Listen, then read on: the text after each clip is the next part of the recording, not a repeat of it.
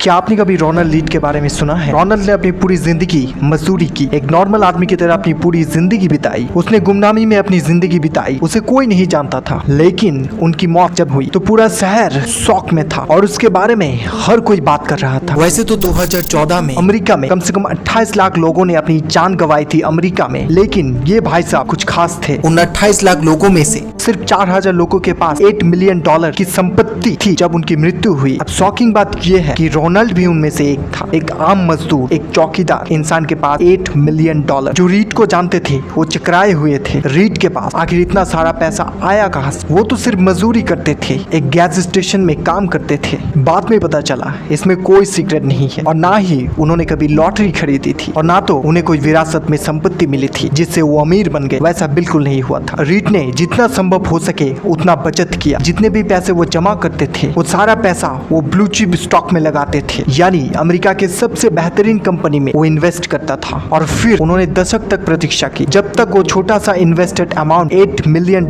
में बदल जाता। तब तक इस सच्ची कहानी के जरिए मॉर्गन हाउसल हमें ये बताते हैं पैसे नहीं, पैसे को लेकर आपका रवैया मायने रखता है। और इसी कहावत को अच्छे से समझाने के लिए मॉर्गन हाउसल एक और एग्जाम्पल देते हैं एक मशहूर इंसान का जिनका नाम था रिचर्ड फुस्कॉन। फुस्कॉन के पास वो सब था जो रोनाल्ड रीड के पास नहीं था। हार्वर्ड से पढ़े इस इंसान के पास MBA की डिग्री थी और वो फाइनेंशियली बहुत ही सक्सेसफुल था। सिर्फ 40 की उम्र में वो रिटायर हो गया था। और फिर आया ईयर 2000 में फुस्कॉन ने करीब 8000 स्क्वायर फुट का एक घर बनवाया और इस घर को बनवाने के लिए उन्होंने जमकर लोन लिया। ये घर बहुत ही आलीशान था। इसमें 11 बाथरूम थे, 2 एलिवेटर था, 2 स्विमिंग पूल था और 7 गराज था। और इस घर के मेंटेनेंस के लिए हर मंथ लगभग $90,000 खर्च आता था, जो कि इंडियन रुपीस में होता है 74 लाख पर मंथ का सिर्फ खर्च। और फिर आता है कहानी में ट्विस्ट। ईयर 2008 जब पूरा फाइनेंशियल मार्केट हिला हुआ था, मंदी का दौर था और इस फाइनेंशियल क्रैश में रिचर्ड फुस्कॉन बर्बाद हो गया। उसकी सारी संपत्ति मिट्टी में मिल गई और उसने 2008 में कथित तौर पर एक्सेप्ट किया, फाइनली मेरे पास कोई आमदनी नहीं है, मैं दिवालिया बन गया हूँ। इन्हीं दोनों कहानी के जरिए मॉर्गन हाउसल हमें बताते हैं पैसे मायने नहीं रखता, उसके प्रति आपका बिहेवियर मायने रखता है। कैसे एक सफाई कर्मी स्मार्ट इन्वेस्टमेंट के जरिए और वही दूसरी तरफ एक मोटी कमाई करने वाला CEO, एक हाईली एजुकेटेड पर्सन अपने गलत रवैये की वजह से बैंकक्रप्ट हो जाता है। ऐसी बहुत सारी सीख है इस बुक में, जिस बुक का नाम है the psychology of money by Morgan Housel. इस वीडियो में हम इसी किताब से कुछ बहुत ही अच्छी लर्निंग्स को देखेंगे। तो ये थी लर्निंग नंबर 1 और दूसरा लर्निंग है डिफाइन योर मनी गोल। हर किसी के लिए पैसे के मायने अलग अलग है। जिन लोगों के पास रहने के लिए घर भी नहीं है उनके लिए एक मिनिमम सैलरी वाला जॉब ही बहुत ही बड़ा सक्सेस है। और वही दूसरी तरफ $1 लाख सैलरी कमाने वाला एक CEO एग्जीक्यूटिव भी दुख में रह सकता है। कुल मिलाकर बात ये है कि ये आपको खुश नहीं करता कि आप कितना पैसा कमा रहे हो, आप किस माहौल में बड़े हुए हो, आप कैसे बड़े हुए हो, इस पर डिपेंड करता है आप कितने खुश रहोगे, कितना पैसा आपको चाहिए। तो आज ही आपका मनी डिफाइन कीजिए, आपको कितना पैसा चाहिए। तो नंबर 3 लर्निंग है कि आखिर कितना पैसा काफी होता है। हम सभी को लगता है कि हम पैसे के लिए काम करते हैं, जिस दिन हमें भरपूर पैसा मिल जाएगा उस दिन हम काम करना बंद कर देंगे। लेकिन यहाँ पे मॉर्गन हाउसल एक आदमी का एग्जाम्पल देते हैं, एक स्कैमर जिसका नाम था मैडॉफ, जिसकी उदाहरण से लेखक हमें बताते हैं कि ऐसा सोचना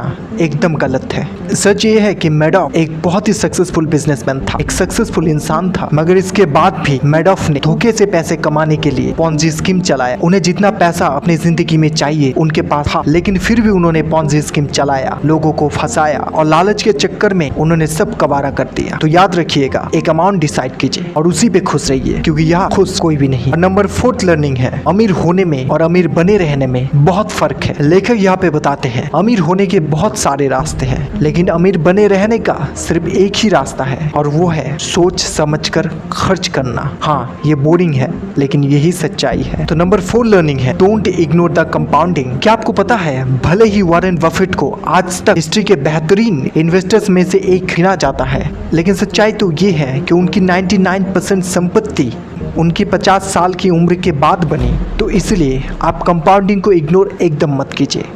लोग कहेंगे कि उम्र दराज होने के बाद पैसे का क्या करेंगे, लेकिन एक अच्छा वेल्थ समय मांगता है, इसलिए आप कंपाउंडिंग को इग्नोर एकदम भी मत कीजिए।